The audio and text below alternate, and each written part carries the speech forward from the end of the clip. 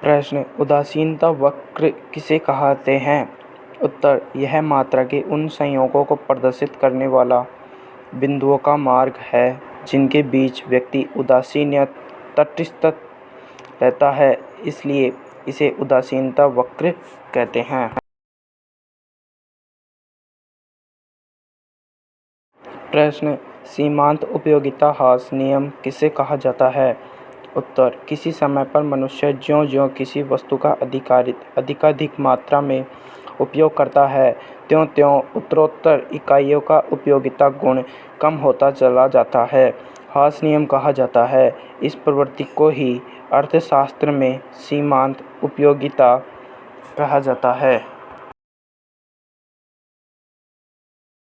प्रश्न, उपयोगिता से आपका क्या आशय है? उत्तर, उपयोगिता से हमारा आशय किसी भी वस्तु की सेवा में आवश्यकता संतुष्टि करने की शक्ति अथवा क्षमता से है, चाहे वह वस्तु लाभदायक या हानिकारक हो।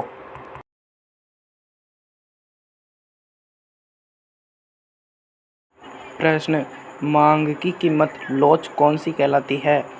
उत्तर, किसी वस्तु की कीमत में एक निश्चित परिवर्तन होने पर उसकी मांग की मात्रा में जो आनुपातिक परिवर्तन होगा, उसकी माप ही मांग की कीमत लोच होती है।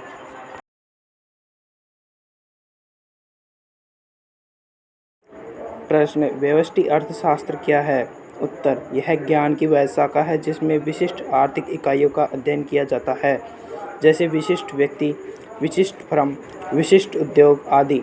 इसमें अध्ययन की इकाई उपभोक्ता, परिवार, फर्म अथवा उद्योग होती है।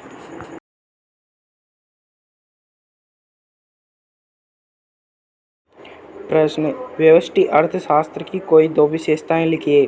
उत्तर, इसमें अर्थव्यवस्था के सूक्ष्म अथवा छोटे अंशों का अध्ययन किया जाता है।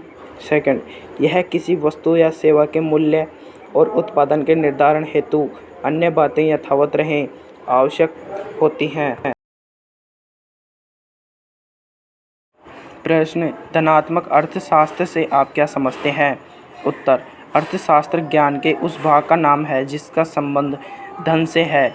अन्य शब्दों में, धनात्मक अर्थशास्त्र वह है जिसमें राष्ट्रों के धन के स्वरूप एवं कारणों की खोज का संबंध होता है।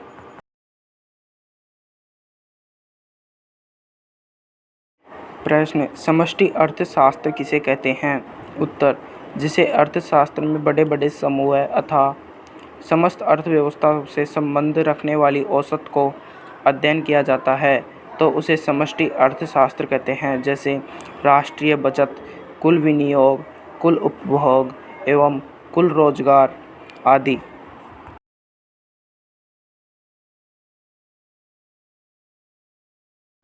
प्रश्न, व्यष्टि एवं समष्टि में अंतर समझाइए। उत्तर, व्यष्टि अर्थशास्त्र व्यक्तिगत फर्मों, उद्योगों एवं उत्पादक इकाइयों में उतार चढ़ाव की व्याख्या करता है, जबकि समष्टि अर्थशास्त्र अर्थव्यवस्था के उतार चढ़ावों, आर्थिक मंदी, आर्थिक तेजी को स्पष्ट करता है।